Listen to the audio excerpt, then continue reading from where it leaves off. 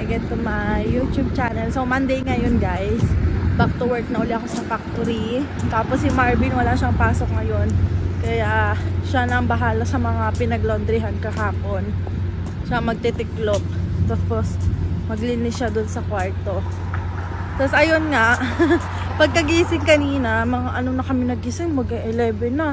Pagkagising ko, tumayo agad ako, lumabas muna ako kasi bala ko mag-asikaso ako ng pagkain namin. Tapos nagulat ako, may narinig akong nagbukas ng pinto, tapos parang ikot siya ng ikot, parang narinig ko yung yapak ng paa. Si Marvin pala, hinahanap niya ako kung nasaan ako. Kung nasaan ako. Gawa nga ng, syempre alam niya nang mamaya pa yung pasok ko, tapos wala na ako sa higaan. Sabi niya, magigising ko. Sabi ko, kagising ko lang ba na may tinignan lang ako. Sabi ko ganyan. Tapos yun, naggayak na siya, nagsaing siya. Ininit niya yung sinigang galing doon sa Christmas park. Sarap yung sinigang talaga. Tapos, pagkatapos nun, kain kami. Tapos, dinesert namin yung yung Toblerone na bigay din nila Ate Giselle, yung malaki. Galing din sa Christmas party.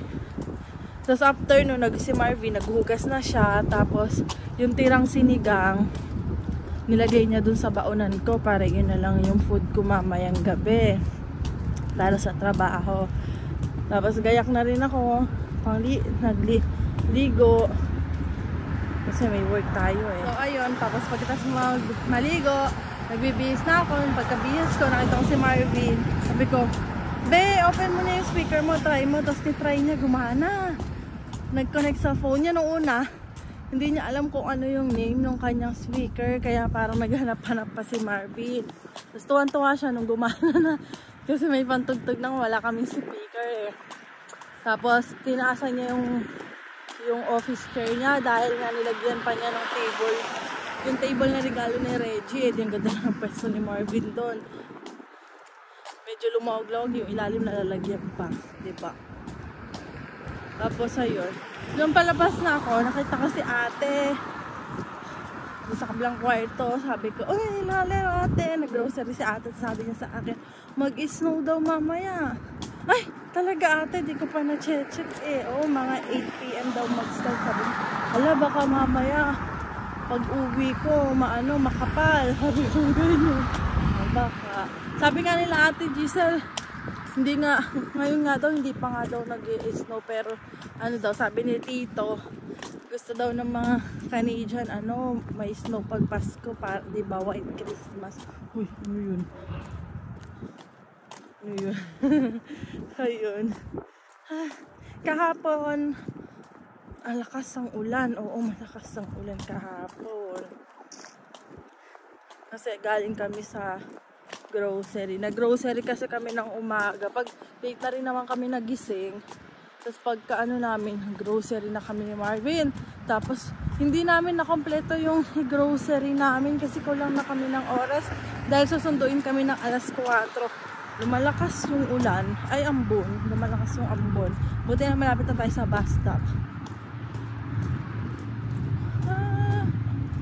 Ayun. Tayo ay mag-ano na. No, lapit na ng Pasko. Mag-1 taon na pala kami dito. Ang bilis-bilis. Parang yung feeling na parang bagong dating pa rin kami dito sa sa Canada.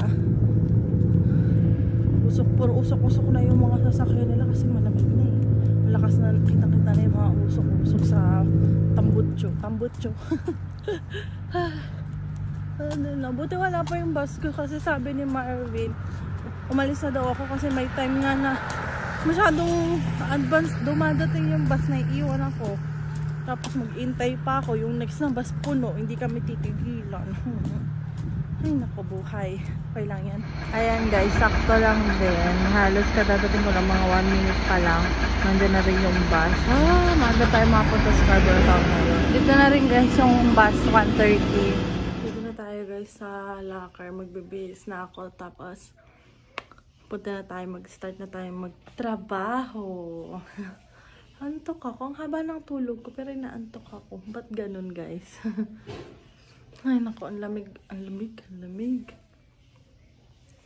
Ayan. Ayun na yung aking natural na buhok hanggang dito na. Ang tagal humaba. Para mapagupitan ko na sana kasi ang haba na. O, gusto ko kasi yung gugupitin sa akin yung rebonded na. Ito hanggang dito pa lang yung natural na buhok ko. Magdadalawang taon na to sa sa May. Itong rebond na to. Break time na guys. Medyo na late ako pagbe-break. Sabi nung kasabayan ko bakit late daw ako kasi umalis na siya eh.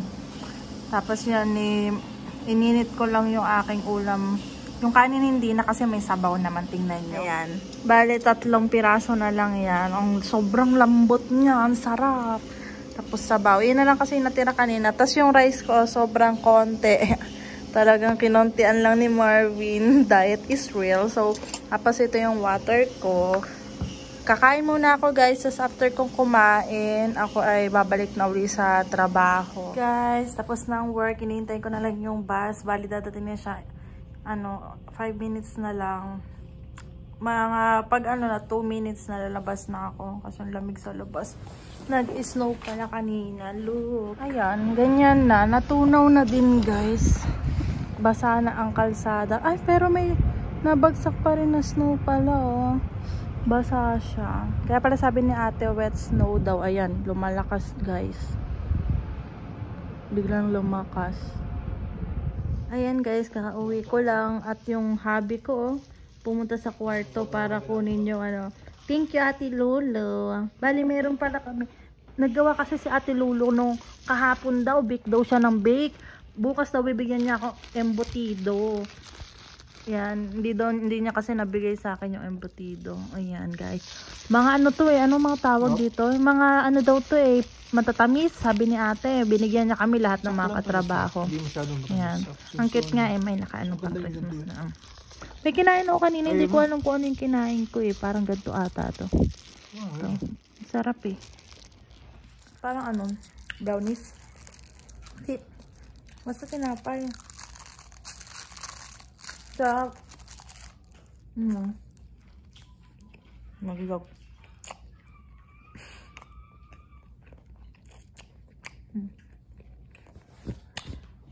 May magluto-luto si ate tsaka mag-bake daw Ano naman? Ano to? Ano to? Tigisa tayo. Kung si Marvin, lagi akong may dalang pagkain Nauna ka pati, kinuha mo. Kala ko saan ka pupunta Kinuha sa bag ko. May ba pupuntahan Ang lakas ng hangin, grabe. Ba't saan ka pupunta? Ay, oo nga no. Ang lakas ng hangin. Tsaka lasing niya mo lasing ka na rin sana ngayon. Galit ka na rin sana ngayon. Galit ka na. Gagawin ka dyan sa kalsada. Bahala ka dyan. Hindi kita magbuksan. Parang may coconut to. Ha? Na.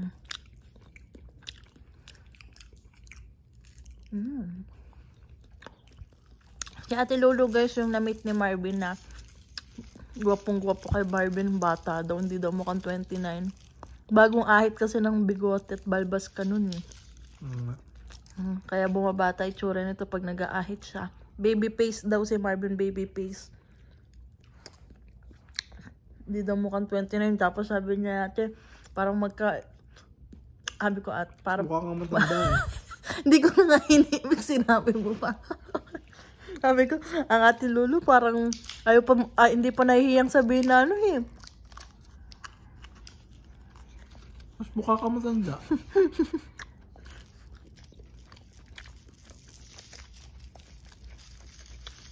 Parang, ano yan? Patikim nga, konti. Konti lang. Baka hindi. Minsan kasi kung ano yung masarap ay, ako na. Hindi asawa. Kung ano yung masarap sa'yo, hindi masarap sa akin Tamo yung kinain natin nung nakaraan. Ay, matigas. Ito. Hindi.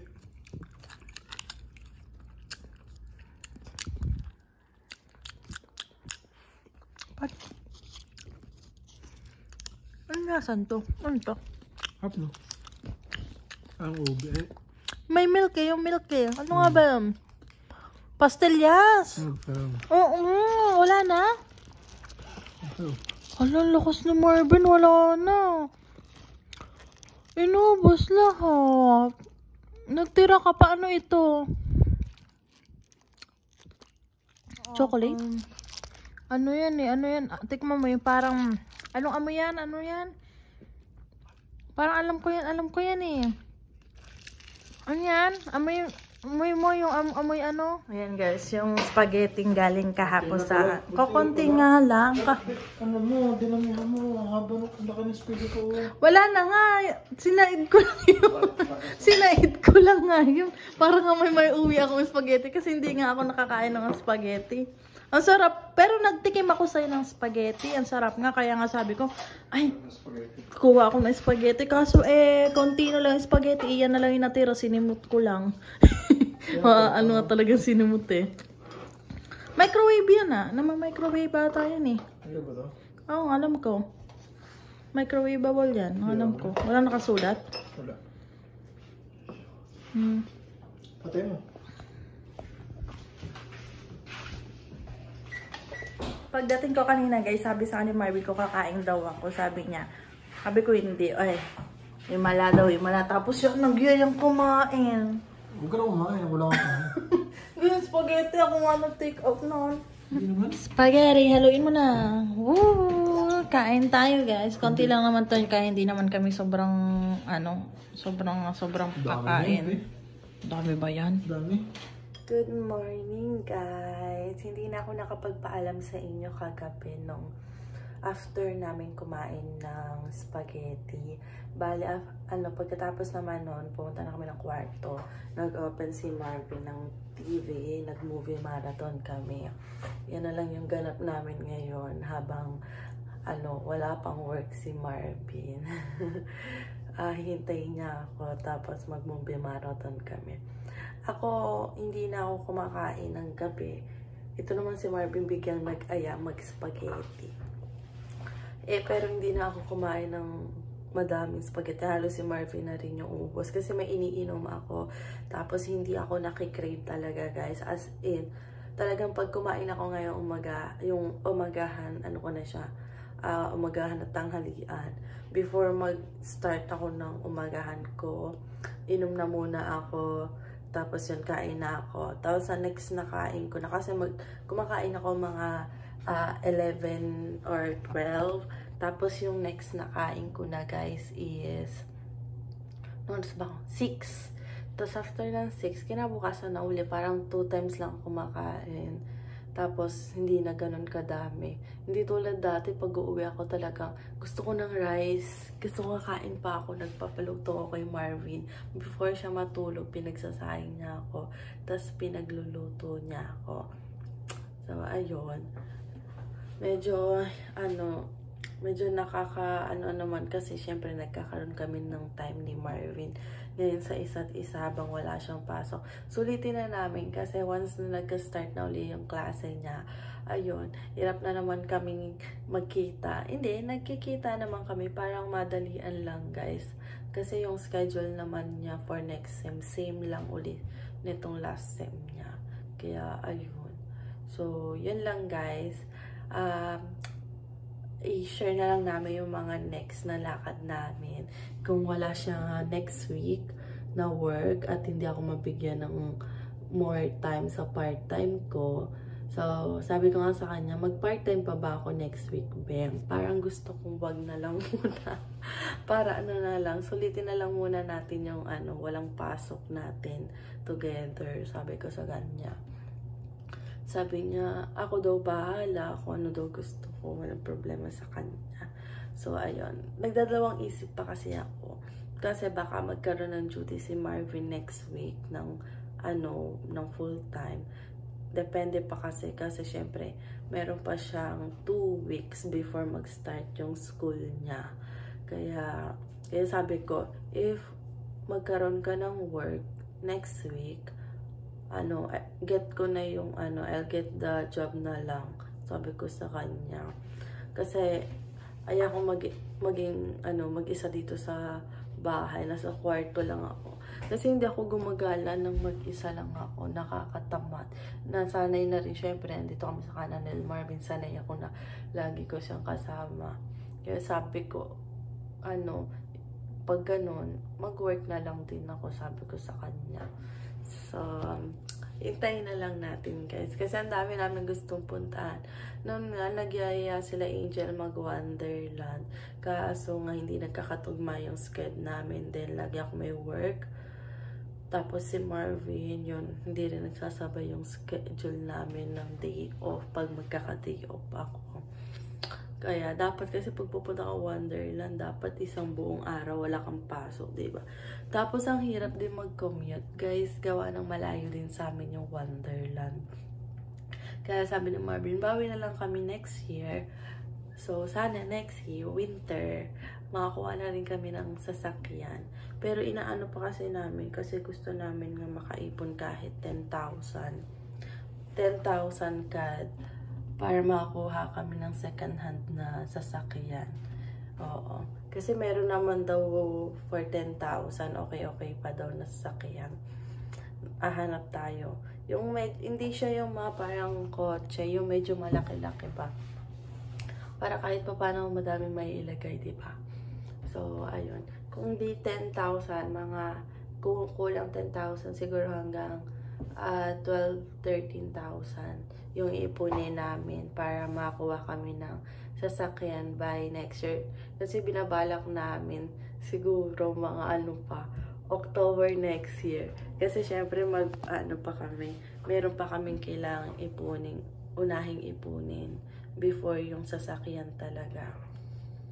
Kasi pinag-iisipan namin kung kukuha kami ng hulugan na second hand din, na slightly used, or kasi pag kukuha kami napapaisip kami, ilang taon kasi namin babayaran yun monthly.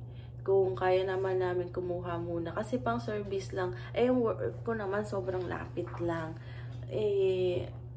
para kahit pa paano masundo ako ni Marvin tuwing gabi, diba? Tapos pag mag-grocery kami. Pero yung kay Marvin kasi, syempre, pag nakakuha siya next year ng work, na ibang work na konektado sa tinapos niya, siguradong kailangan niya talaga ng sasakyan. Lalo na kasi yung mga nakikita niyang job sa online, yung mga ina-applyan na malalayo. Kaya yun. Kaya inaano namin na by next year, makakakuha kami ng sasakyan. Ayoko kasi muna namin sana yung may monthling huhulugan sa sasakyan. Kasi diba, malaki din yung gastos. May may gas ka, may insurance, tapos yung maintenance pa nun, diba? Tapos may monthly ka pa ang babayarang hulugan. Hindi pa kasi kaya namin ng budget namin ng ganun. So, 5 taon. Kalimitan nata 5 taon yung bayaran kahit second hand lang slightly used. Kasi may mga tinanungan na din akong mga agent ng mga sasakyan, Pilipino sila. 5 years yung hulugan. Tapos, ang laki din ng interest, guys. Kaya sabi ko, saka na lang siguro tayo kumuha. Kung kukuha man tayo ng hulugan, brand new na lang, sabi ko kay Marvin. Kaya, sikapin na lang nating maipon talaga yung panghulog. Maipon yung pangbayad para dun sa kukunin nating sasakyan. Para ma-cash namin. Hindi naman, service lang naman dyan Diba? So, ayun lang guys. Paalam na ako. Don't forget to like and subscribe sa YouTube channel ko. At maraming salamat po sa pag-support. Mag 1 year na kami dito sa Canada ngayong Pasko. Kasi dumating kami December 25, 11 ng gabi. 11 ng gabi. Tapos nakalabas kami ng airport 2 PM na ng madaling araw dahil sobrang daming tao. Sobrang dami namin kasabay noon that time sa immigration. So, sobrang haba ng pila. Tapos, di ba, syempre, interview ka pa dun sa immigration. After nun, mag-i-intay ka pa, di ba? Ayun. Tapos, pagkalabas mo, sobrang dami din tao dun sa kuhaan ng mga maleta. Tapos nagkagulo-gulo pa, madami na nagre-reklamo dahil nga nawawala yung mga ibang bagahe nila. Tapos yung sa amin naman, nawawala yung box naming bitbit. Ay, nandun lahat ng mga pagkain namin, guys. Ang tagal naming hinintay. So, parang late na ibaba yung mga gamit namin. Tapos, nung una nga, isa pa lang yung maleta nakikita namin. Yung, kanino maleta ba? Maleta ko pa lang ata yung nakikita. Yung maleta ni Marvin, di pa namin makita. Tapos, pag tingin namin ng maleta, grabe, bagong bili yung maleta namin ha. Bagong bili. Tapos, walang kagas-gas-gas-gas yun. Pagkakita ko, grabe. Hindi ko maitsurahan yung maleta ko. Sobrang, grabe. Nakalala ko yung isa namin kakilala umuwi ng Pilipinas. Yung dalawa niyang maleta sira. As in, wasak, guys. Lumabas na yung mga gamit niya. Sabi ko, grabe naman. Kaya sabi ko, nalungkot ako kasi yun yung first na maleta na nabili ko para sa sarili ko. Tapos si Marvin, first maleta din niya na brand new kasi yung unang maleta niya, binili niya sa barko. Second hand siya na malaki. Eh, sabi niya, luma na daw, baka bumigay na din pag yun pa rin na ginamit at dalhin dito. Nalungkot lang ako kasi sabi ko, yung maleta ko. Pero sabi ko, yain na, okay lang. Sige, matagal pa naman bago ulit magamit yung maleta. Baka bumigay na rin yan if ever dumating na yung time na makapagbakasyon na kami sa Pilipinas, no?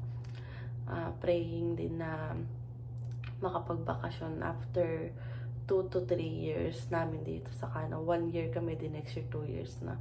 Pero, saka na kami magbakasyon pag ano na kami PR na, unahin muna namin maging PR before kami magbakasyon para wala na masyadong iniisip, diba guys? So, bye!